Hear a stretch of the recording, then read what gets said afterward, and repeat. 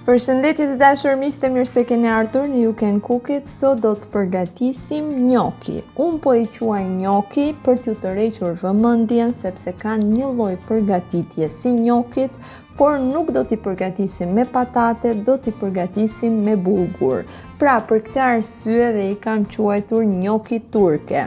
Pra, në një farë mënyre janë si makarona, por makarona të përgatitura me bullgur. Kanë atë brimën e vogël e cila mbushet me sosin tuaj të preferuar. Unë kësaj radhe e kam përgatitur me domate dhe erza, mund ta përgatisni dhe me mish të grirë, mund ta përgatisni dhe me pana dhe djathrat e preferuar. Pra, mund ta shërbeni fiks si shërben edhe njokit. Ne këtu në Turqi, në fakt, i quajmë qofte, por me që përgatitjen e kanë si njokit dhe kanë atë brimën karakteristike për të mbushur me sosin tuaj të preferuar, unë për të tërhequr vëmendjen me që nuk njihet si recet, i kanë quajtur njoki. Ndonjë ditë tjetër do t'ju sjell dhe njokit origjinale, ato që përgatiten me patate. Ne në familje i preferojmë jashtë mase, dalin goxha të shijshme, ju sugjeroj t'i provoni. Le të fillojmë nga puna.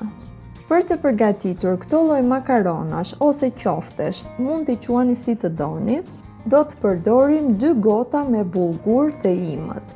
Bullgurin si fillim do ta njomim me ujë të nxehtë që bullguri të fryhet, pastaj do ta kthejmë në masë e cila mund të punohet dhe t'i japim formë. Për këtë recet do të na duhet gjithashtu 1 gotë me miell semolina, nga ai që është pak i ashpër me kokriza ose ndryshe irmik. 2 lugë gjelle me miell normal dhe 1 kokër bez. Pas 10 minutash bullguri do të jetë në këtë gjendje, pra është fryrë në vëllim. E trazojmë pak, pra e shkrifim si masë dhe do t'i shtojmë 1 gotë me semolina ose ndryshe griz apo irmik. Do t'i shtojmë 2 lugë gjelle miell dhe 1 kokër vezë.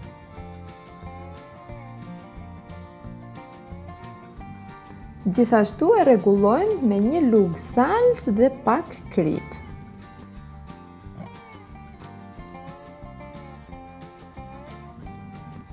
Salca ju jep pak ngjyrë të dashur miq, për këtë arsye e përdorim.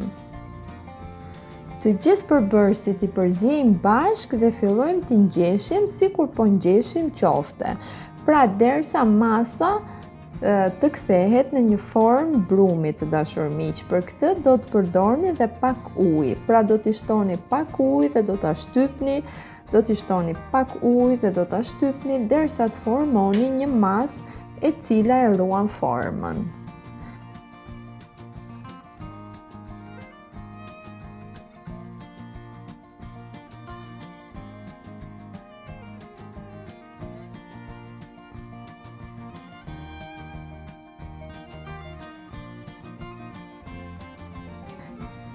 Pra, si që shikoni, masa nuk është as shumë e ashpër, pra shumë e fortë, dhe as shumë e butë, pra shumë e ujshme. Gjithsesi, dorën mund ta njomni me pak ujë për t'i dhënë formë, që mos t'u ngjitet masa nëpër duar. Si fillim, i rretullojmë në dorë si mini qofte, pra rumbullake, dhe me anën e gishtit të vogël ju krijojmë një brim në mes. Kështu veprojmë me të gjithë masën derisa t'i kemi përftuar të gjitha qoftet ose të gjitha makaronat.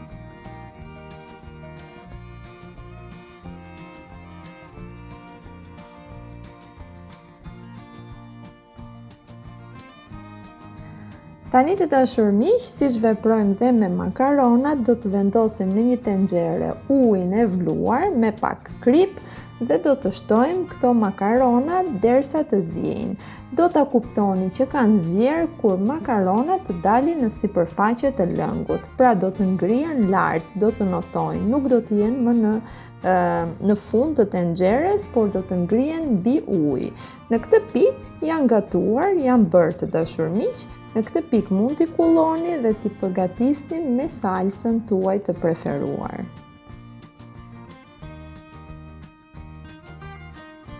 Tani do të përgatisim sosen në të cilin do t'i zhysim këto lloj makaronash. Për këtë të dashur miq, në një tigan kam shkrir 2 lugë gjallë, gjithashtu kam qëruar 2-3 thelpinj hudhra me të cilat do të aromatizoj gjalpin. Por, përpara se të hedh hudhrat në gjalp, do të grij 2 kokra domate me robot. Gjithashtu kam lar pak majdanoz, sepse majdanozin do ta përdorim për përsipër.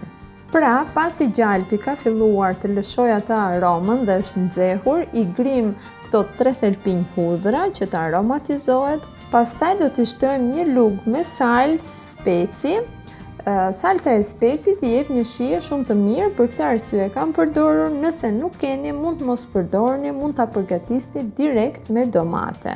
Pasi kam kaurdisur pak salcën e specit, i kam shtuar domatet që kalova në blender.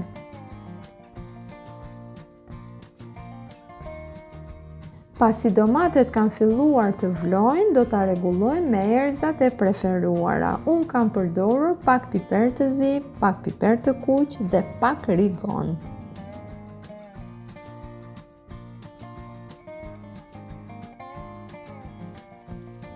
E kam lënë masën të marrë një val dhe pastaj i kam kulluar makaronat dhe i kam futur në këtë lloj salce.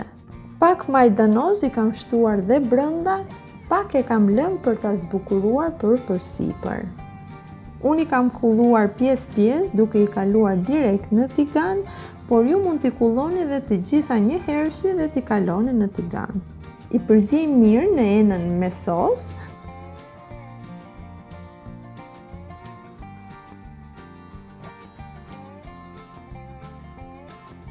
Dhe i kalojmë në pjatë ose në një pjatancë për t'i servirur në mes të tavolinës. Si të keni dëshirë të dashur miq, mund t'i servirni dhe më vete nëpër pjata, siç serviren makaronat, dalin shumë të shijshme, të gjitha ato gropezat e vogla që krijuam me të shtypur do të mbushen me salcën tuaj të preferuar. Unë kësaj radhe i përgatita në këtë mënyrë, por mund t'i përgatisni dhe me një sos me mish të grirë, ose mund të përgatisni një sos me pana dhe djathrat e preferuar. Në të dyja rastet dalin shumë të shijshme, jam e sigurt që nëse i provoni, do t'i pëlqeni. Kjo ishte pra të dashur miq dhe receta për sot, është një recetë e re, një recetë turke që ndoshta nuk e keni parë herë tjetër. Emrin ja vendosa të tillë thjesht për t'ju tërhequr vëmendjen, sepse në përgatitje kam pothuajse të njëjtën përgatitje me njokit. Thjesht përbërësi kryesor kësaj radhe nuk është patatja, por është bullguri. Kjo ishte pra të dashur miq, shpresoj t'ju ketë pëlqyer. Nëse po, mos harroni të jepni një like për të më mbështetur dhe ta ndani me miqtë tuaj. Era e mirë e kuzhinës dhe harmonia me njëri tjetrin mos qoftë kur mangët në shtëpitë tuaja. Gjithë të mirat dhe mirë dëgjofshim.